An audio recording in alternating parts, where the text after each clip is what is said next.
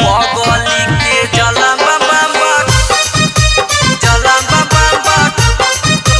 करी हो स्वीकार करी हो स्वीकार लेके अइबा गजा चिलम खिचिहा हो इलम इलम लेके अइबा गजा चिलम खिचिहा हो इलम इलम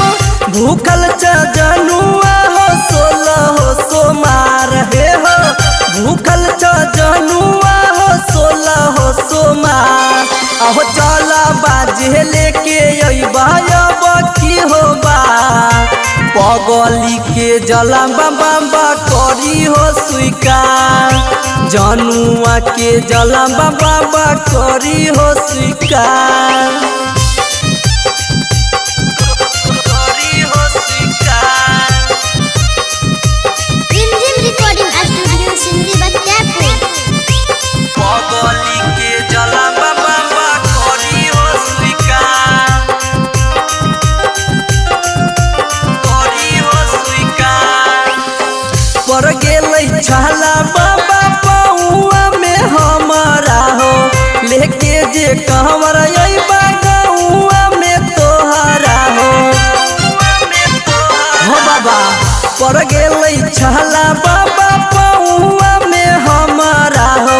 लेके अइबा कंवर बाबा गौआ में तोहरा आहो बाबा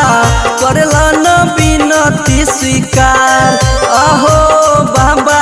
खोल दी हो अपनों के बार आहो पगली जे भूखल छाहो 16 सोमार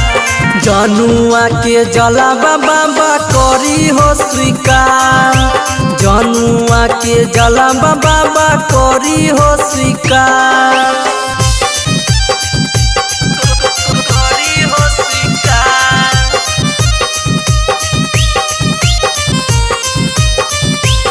पगली के जला बाबा करी हो स्वीकार